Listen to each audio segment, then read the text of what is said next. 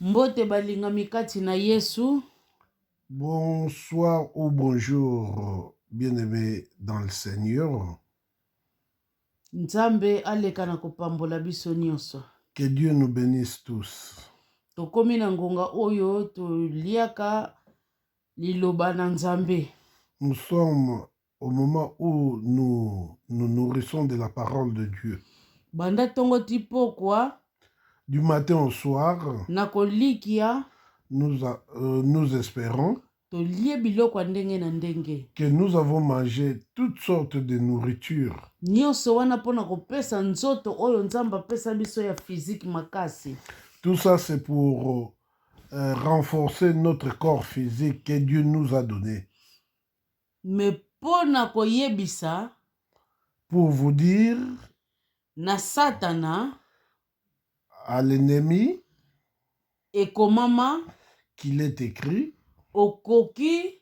Tu ne peux pas. Komeka. Tu ne peux pas. Komeka oyo azali bongo mwana na Nzambe te. Tenter celui qui est l'enfant de Dieu. Pona koloba lolenge wana na Satan esengeli na biso intelligence na biso elia bilei ya elimo. Pour répondre à Satan ainsi, il nous faut que nos intelligences se nourrissent de ce qui est spirituel. Bandeko lelo bongo. Bien-aimé, aujourd'hui, oyo ezali bongo biloko ezali spirituel, ezali bongo liloba na Nzambe. Nous devons savoir ce qui est spirituel, c'est la parole de Dieu. Yango wana lelo tozali komekola. C'est pourquoi aujourd'hui nous essayons un peu de décortiquer. Tokosa la différence entre repentance na renouvellement ya intelligence na yebite na lingala na memelango ndenge nini. Nous allons faire la différence entre la repentance et le renouvellement de l'intelligence. Mbala mususu tozwaka mo oyo repentance na oyo babengi renouvellement ya l'intelligence tozwaka yango kaka eloko moko. Bien des fois nous prenons le mot repentance et renouvellement de l'intelligence, nous les associons ensemble. Or que ezali eloko moko te. Or ce n'est pas une seule chose. Boyebi eloko ememi ngai na kanisa pona mateya oyo. Vous savez ce qui m'a amené à penser à cet enseignement? Ndenge kaka tobwakanaka babiloko na WhatsApp. Tel que nous nous envoyons de trucs dans WhatsApp. Nazwaki eloko moko. J'avais reçu quelque chose qu'on m'a envoyé. Balobi na biso. On nous dit que to se repentir. Nous devons nous repentir. Balakisi nzoto na biso ndenge lali. On a montré notre corps tel qu'il dort. Pe balakisi elili oyo etelemi. Et on a montré silhouette. Les silhouettes qui étaient debout. Donc, message yo bapesaki biso ezalaki nini? Et le message qu'on nous a transmis, c'était quoi? Nzoto oyo ya masumu, oyo ewuta na mabele, zongaka na mabele, yango wane lalaki na se. Ce qu'on a voulu nous montrer, les corps pécheurs, le corps qui est sorti de la poussière ou de la terre, c'est ce qui avait été, c'est ce qui avait dormi en bas. Mais oyo ezalaki bongo ya elili, ce qui était l'image ou la silhouette, yango wana nde etelemaki. C'est ce qui a été debout. Donc yango wana ezalaki nde âme na biso. C'est ce qui était notre âme. Parce que soki totali na liloba Nzambe, Parce que si nous regardons dans la parole de Dieu, balobi nyonso tu ekezonga na etana yango originali, donc lolenge nzambe asalelaki yango. et tout va revenir à son état original tel que Dieu l'avait fait ou créé. Nzoto oyo elalaki na se, Les corps qui dormaient en bas, yango wana nzambe alobaki bowutaki na mabele mpe bokozonga na mabele. c'est ces corps-là que Dieu avait dit que vous êtes sortis de la terre et vous rentrerez dans la terre. Alors âme na pema na yo, Ton âme yango ewutaki na mabele te bandeko na ngai. n'est pas sortie de la terre, bien-aimé. Yango wana nzambe afulaki yango pona epesa yango donc epesa yango valeur.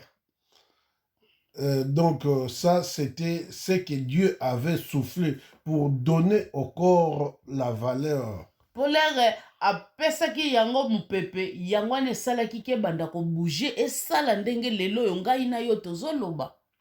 Et au moment où il avait soufflé à ce corps-là, c'est à partir de là, le corps a commencé à faire des mouvements.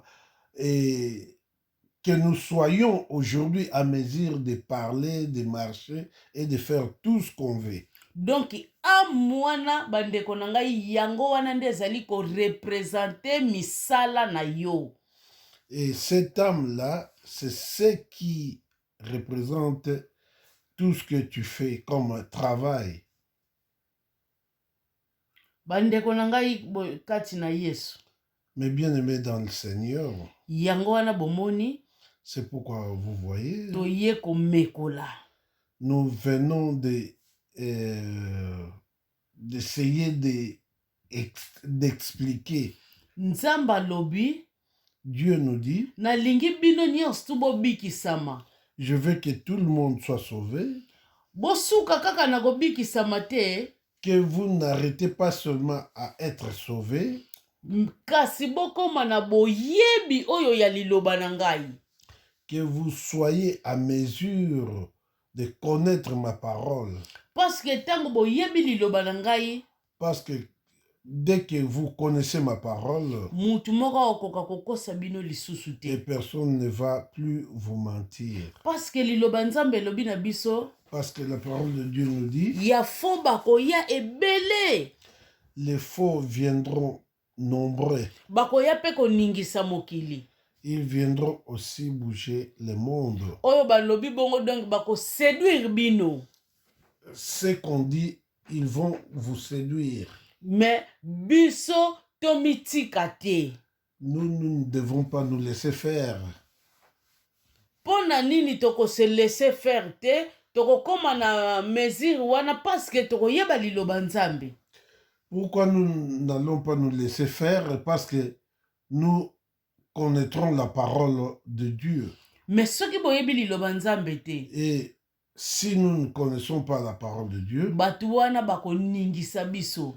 Et ces gens-là vont nous bouger ou nous manipuler.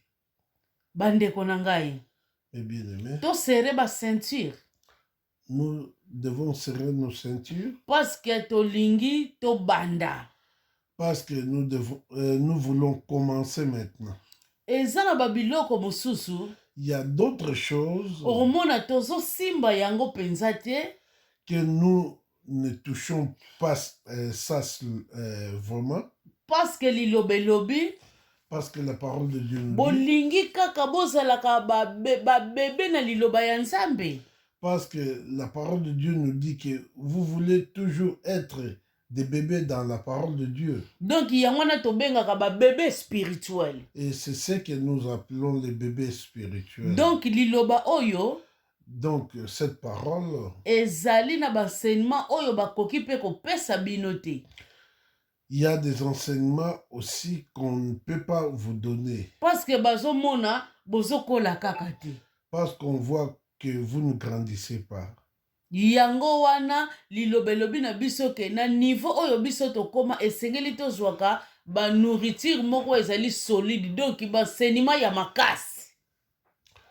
C'est pourquoi la parole de Dieu nous dit qu'au niveau que nous sommes aujourd'hui, nous devons recevoir des enseignements très, très approfondis, très approfondis, de nourriture solide. Yango lelo tozali kopesa.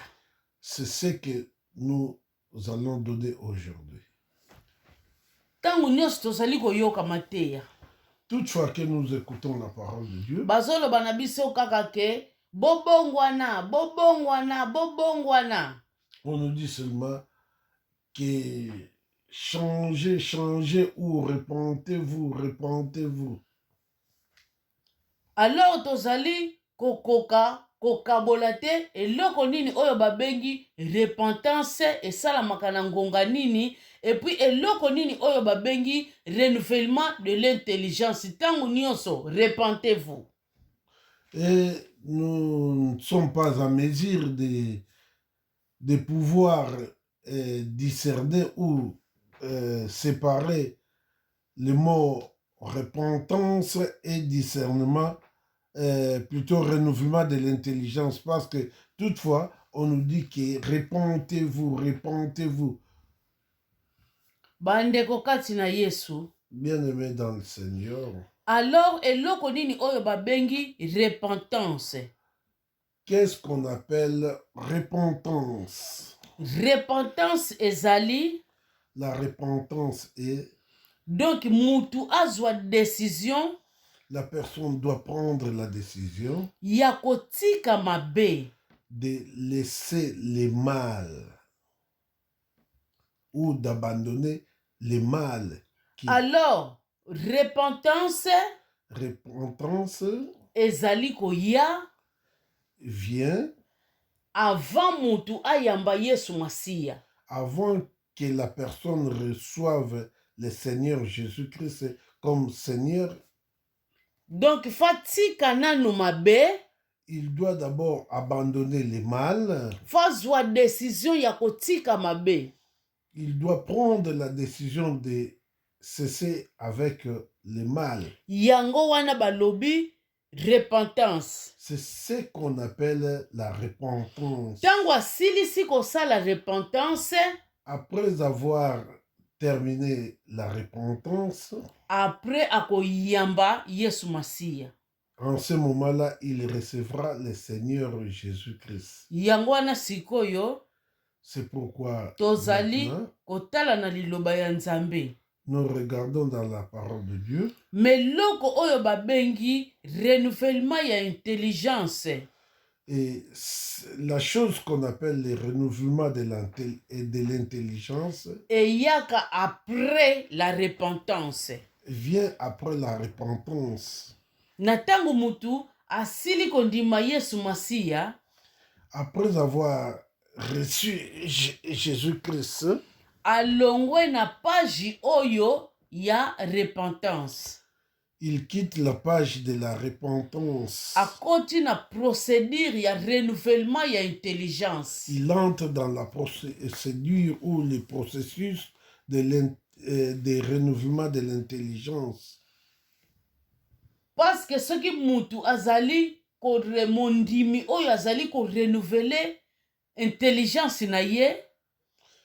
Parce que un croyant qui renouvelle son intelligence, akokima toujours mabe. Il fuira toujours le mal ou le péché. Yangwana tolobaka. C'est pourquoi nous disons.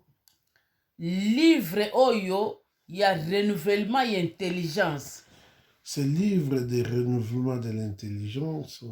Soki basaleli biso yango. Si on faisait ça. Mutu moko te akokoka kotombola livre wana. Et personne ne saura soulever ce livre. Ekozala na kilo moko ya kosakana te. Il sera très pesant. Parce que pour ezali donc procédure moko mutu asalaka yango chaque minute ya bomoi na ye tina retour à Christ. Parce que c'est un processus que quelqu'un fait à chaque minute de sa vie jusqu'au retour de Christ. Bandeko tozotanga quelques versets. Bien aimé, nous lisons quelques versets Pona tomona babiloko tolobi. pour voir les choses que nous avons parlé. Tozobanda na Matthieu, hein? Nous commençons en Matthieu. Matthieu chapitre 3. Matthieu chapitre 3.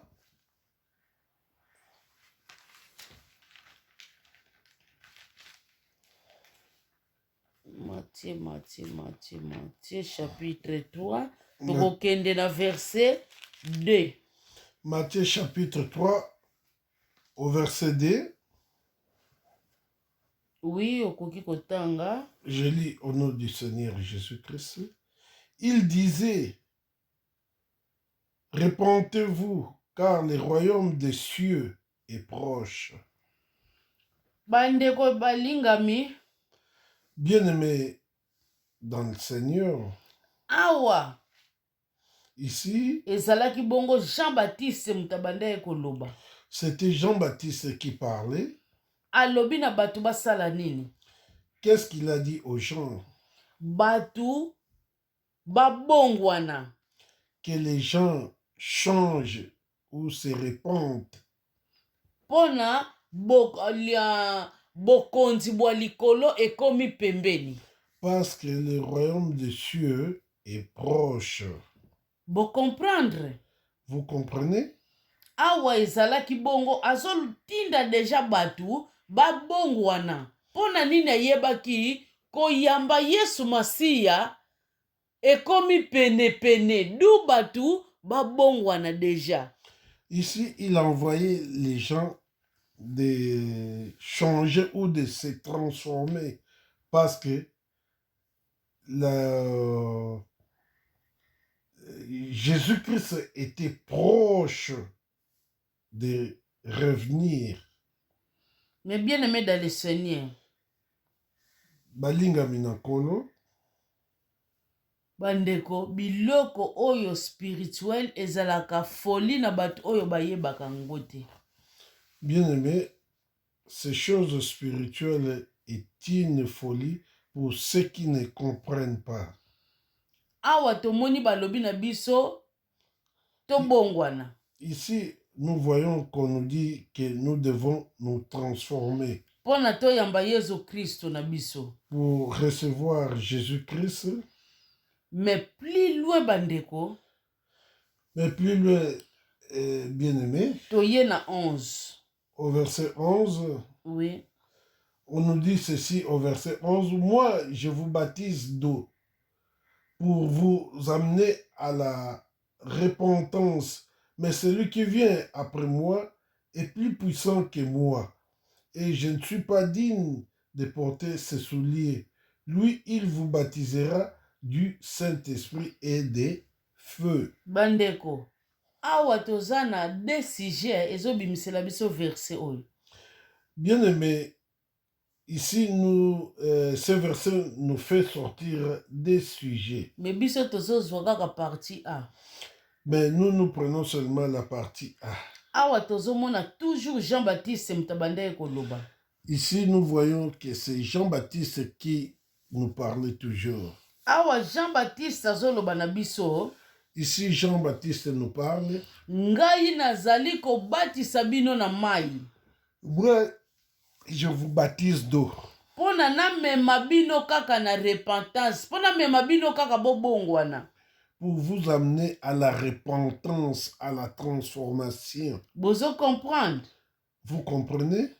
Alobi penza ke oyo akoya na sima nanga. Il a vraiment bien dit que c'est lui qui vient après moi. Donc pona to yamba oyo akoya na sima na ye esengeli biso to mema makaka na kobongwana na kotika mabe po to batisama na moto wana oyo babengi bongo na esprit de Dieu, esprit saint.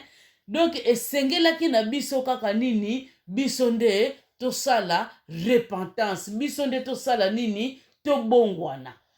Pour que nous soyons baptisés, pour que nous recevons celui qui venait après lui, donc le Seigneur Jésus-Christ, nous devrions nous repentir, nous transformer et recevoir cette puissance qui allait venir. Donc, recevoir le baptême des faits. Donc, sans la repentance, Sans la repentance, moto akoki kondima Yesu Masiya te. personne ne peut accepter Jésus-Christ. Donc, tozali kolakisa Nous montrons utilité ya mo oyo repentance na place na yango. l'utilité de ce mot repentance à sa juste place. Soki tolongwe kuna, toza kaka toujours na Acte chapitre 3 wana, tosaute na 19, verset 19. Si nous quittons là, nous allons en Acte chapitre 3 au verset 19. Acte chapitre 3 au verset 19. Qu'est-ce que la parole de Dieu nous dit? Repentez-vous donc et convertissez-vous pour que vos péchés soient effacés. Bandeko na ngai, yango wana tolobaka. Mais bien aimé, c'est pourquoi nous disons Oyo asili kondima na Yesu Masiya, celui qui croit en Jésus-Christ, Nzambe aefasaka masumo na ye. Dieu efface tous ses péchés. Mais totali na ebandeli ya verset wana balobi na biso esengeli tosala nini tobongwana. Et nous regardons au début de ce verset, on nous dit d'être transformé, d'être changé.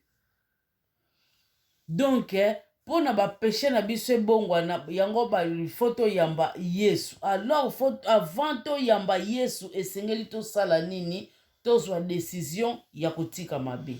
Pour que nos péchés nous soient pardonnés ou soient effacés, nous devons recevoir Jésus-Christ. Pour recevoir Jésus-Christ, nous devons nous transformer, nous devons nous métamorphoser, changer. Je pense que tozali kolanda tokei toujours na Acte chapitre 8 na verset 22. Nous continuons toujours en Acte chapitre 8 au verset 22. Verset 22, on nous dit ceci. Répands-toi donc de ta méchanceté et prie le Seigneur pour que la pensée de ton cœur te soit pardonnée s'il est possible. Bandeko kati na Yesu, mais bien aimé dans le Seigneur, soki balobi na biso si l'est possible, quand on nous dit s'il est possible, yango wana nayebisaki bino esengeli na biso kozwa décision. C'est pourquoi je vous ai dit, nous devons prendre la décision. Ezo dépendre na biso moko. Cela dépend de nous-mêmes. Yango balobi na yo soki ezali possible. C'est pourquoi on te dit s'il est possible. Po na ngai. Pour moi, oui, ezali possible. Oui, il est possible. Tango yo zali kaka kotikala kati na masumu, quand toi tu restes toujours dans les transgressions, yeba ke suka na yango ezali. Sache qu'il y a une fin pour tous. Na Acte 2. En Acte chapitre 2, na verset 38. Au verset 38. Acte 2 chapitre verset 38, on nous dit ceci. Pierre leur dit, repentez-vous et que chacun de vous soit baptisé au nom de Jésus-Christ pour le pardon de vos péchés et vous recevrez les dons du Saint-Esprit. Awa pona nanu esprit de Dieu yango wana babengi don pona o recevoir yango wana tolobaki ezali kosenga na yo sala nini ozwa décision ya changer. Rappelons-nous, l'Esprit de Dieu, c'est ce qu'on appelle les dons. Et pour en recevoir, on nous demande de nous transformer, de changer, de nous abandonner. C'est alors que nous recevons ces dons-là. Oui, bandeko na ngai. Oui, mes bien-aimés. Awa bitomoni eza clair. Ici, nous voyons que tout est clair. Avant okamata Saint-Esprit. Avant de recevoir le Saint-Esprit. Esengeli na yonanga. Et il nous faut, moi et toi, de se repentir. Que nous nous repentons. Tango to se repentir. Quand nous nous repentons, nous recevons le Seigneur Jésus-Christ. Esprit wane komi na kati na biso. Cet esprit-là habite en nous. En ce moment-là, tozali sous na procédure ya repentance te. Nous ne sommes plus dans le processus de repentance. Parce que Jésus wana kufi po na ngai na yo. Parce que Jésus-Christ est mort pour moi et toi. À quoi ça sert makila wana oyo esombi ngai na yo? Et à quoi ça sert ce sang-là qui nous a rachetés? Parce que tango tozolo bakaka repentir. Parce que quand nous disons repentir, yangwana bandeko totalisi bino. C'est ce que nous venons de vous faire voir, bien-aimés. Tango ngai na yo toyambi Yesu Masiya tokoti siko na procédure et non ya repentir mais ya renouvellement ya intelligence. Dès que nous recevons le Seigneur Jésus-Christ, nous entrons dans le processus de renouvellement de l'intelligence et non de la repentance. Parce que zali grâce oyo epesameli biso. Parce que c'est une grâce qui nous est accordée. Balobi ezana condamnation moko te, condamnation na yebite na lingala na oyo bazali na kati ya Yesu Masiya. Condamnation eza lokola kasho bokangami. OK. Il y a pas de condamnation pour ceux qui sont en Jésus-Christ. Tango biso tozaka koloba repentez-vous, c'est bien bon na ba oyo basila konba nanu bandimi Yesu Masiya te. Kasi na ba oyo basila kondima Yesu Masiya ezali neti tozali ko vivre na kasho moko boyi. Quand nous disons repentez-vous, c'est bien bon pour ceux qui n'ont pas encore reçu le Seigneur Jésus-Christ. Mais pour ceux qui l'ont déjà reçu, c'est comme s'ils demeurent dans une prison ou dans un enclos. Wana tozali kozwa geste ya Jésus asalaki na croix tozali kozwa ngo en vain.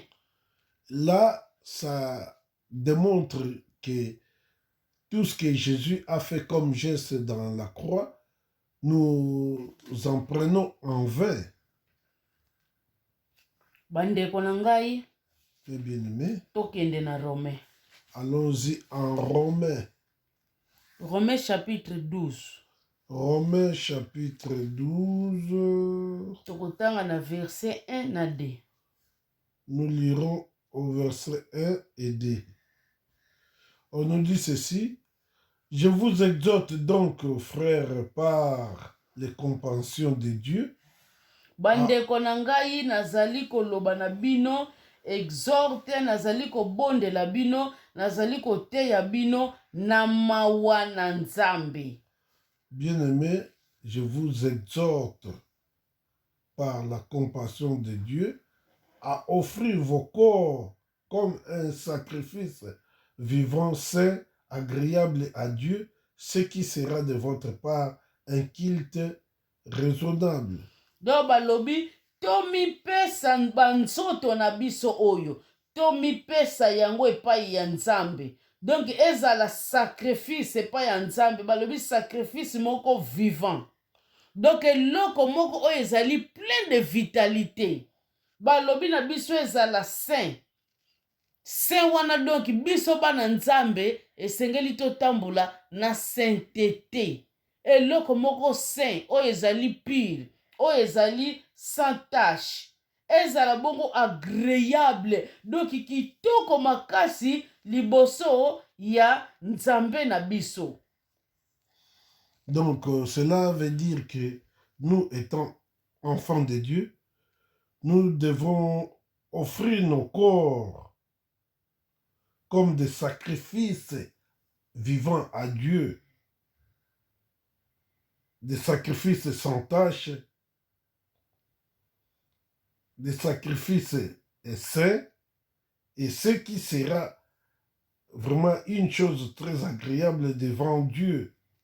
Et offrons nos corps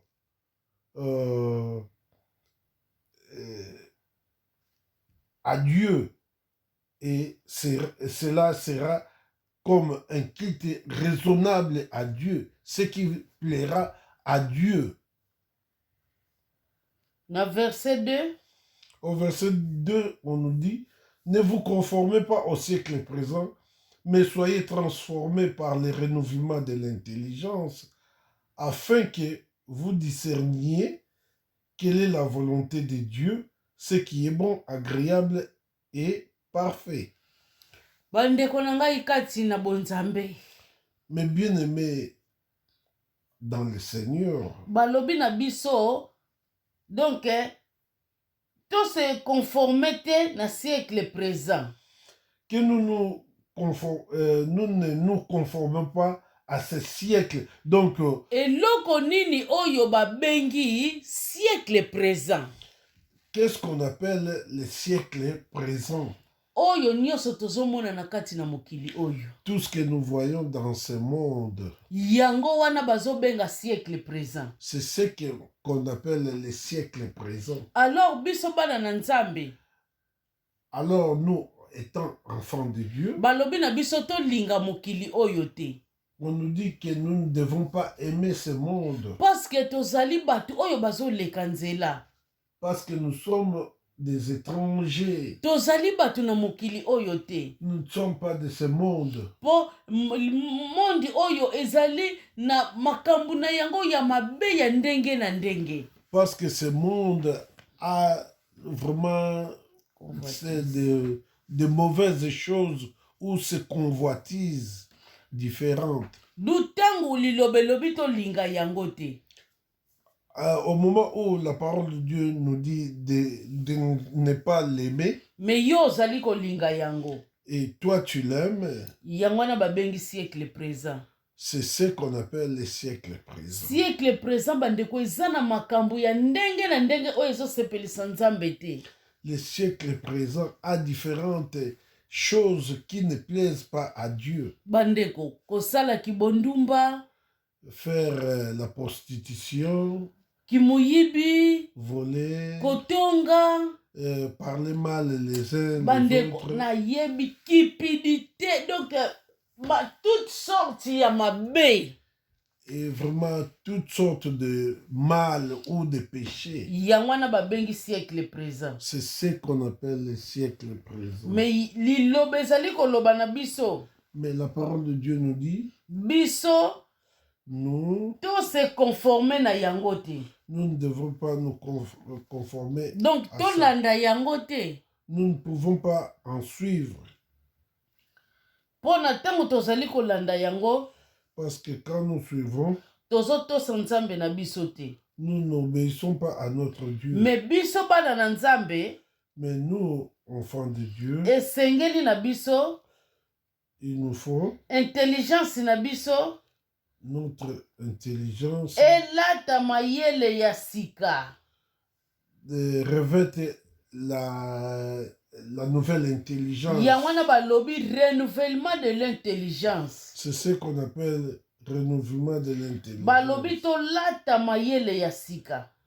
On nous dit de revêtir une nouvelle intelligence. Donc tango balobi na biso to lata mayele ya sika. Quand on nous dit de nous revêtir de la nouvelle intelligence, donc elingi koloba kokima toutes sortes ya mabe wana. C'est-à-dire fuir tout ce qui est mauvais. Na tango tolati mayele ya sika. Au moment où nous renouvelons nos intelligences, en ce moment-là tokozala capable. En ce moment-là, nous serons à mesure yako yeba de discerner oyo ezali malamu ce qui est bon liboso na Nzambe, devant Dieu, oyo ezali malamu koleka ce qui est agréable devant koleka oyo ekesepelisa Nzambe na biso, ce qui est vraiment très agréable devant Dieu, qui plaira à notre Dieu. Bandeko, Bien-aimé, verset oyo, ce verset, yango wana c'est ça. ezali bongo procédure. C'est ça qui est le processus. Yango na yebisaki bino ke soki basali livre ya renouvellement et intelligence.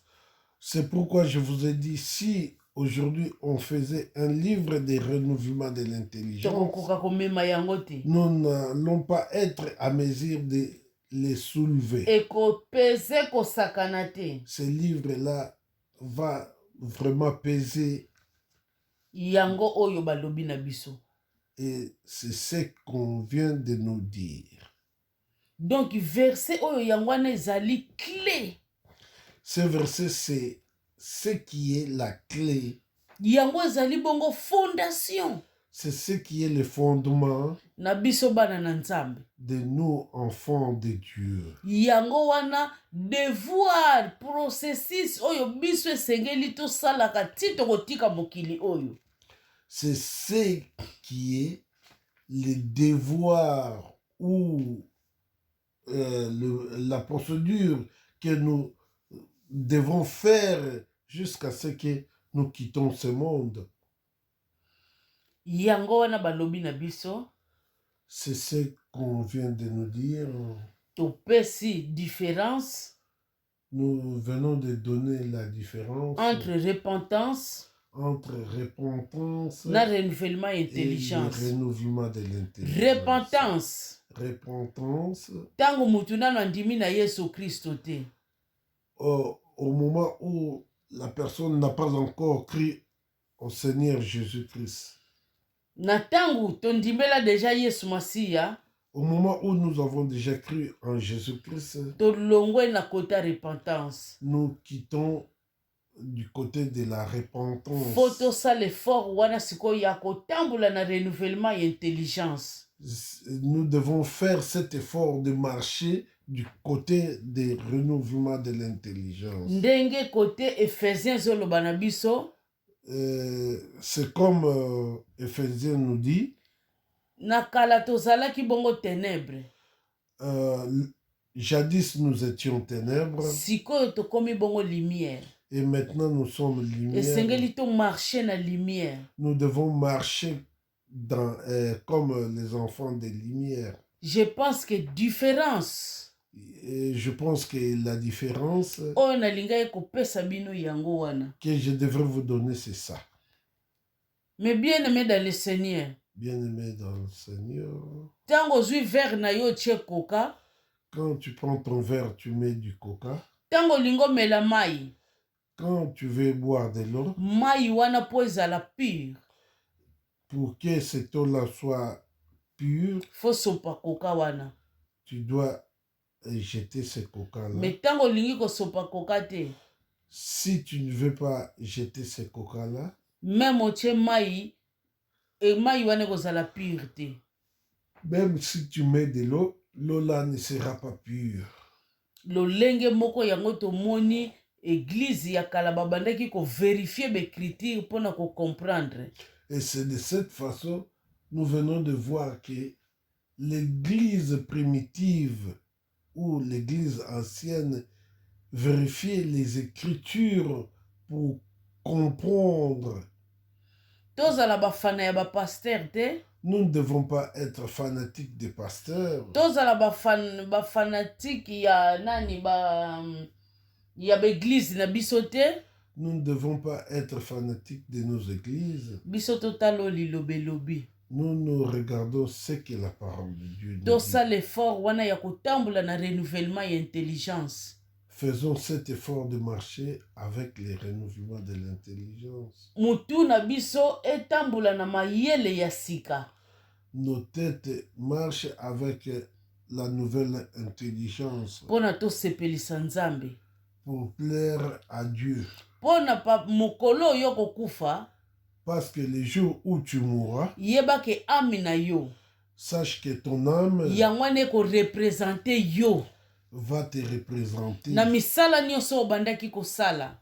dans tout le travail que tu faisais. Okozala te Seigneur nga bateyelaki ngai boye. Tu ne seras pas là à dire, Seigneur, moi, on m'a enseigné de cette façon. Yangwane kozala suka na yo. Et ça sera ta fin. Bandeko kati na Yesu. Mais bien-aimés dans le Seigneur, Yango wana ezana nu trop tard te tango zana bomoi. c'est pourquoi il n'est pas encore trop tard dès que tu vis. Yo mutu nano sila kondima na Yesu Masiya te. Toi qui n'as pas encore cru au Seigneur Jésus-Christ, répands-toi. réponds-toi. Yo mutu sila kondima deja na Yesu Masiya. Toi qui as déjà cru au Seigneur Jésus-Christ, tambola na renouvellement ya intelligence. Marche avec le renouvellement de l'intelligence. Bandeko na ngai, mes bien-aimés, toko continuer lisusu sima va mbala mususu po tomoni minute ezwi biso ebele. Nous allons continuer prochainement parce que nous venons de consommer plus de minutes. Tika te nzambo wana aleka na kopambola bino. Donc que ce Dieu-là vous bénisse. Tokutani bongo mbala ya sima baba ina bino. Nous nous verrons prochainement. Au revoir.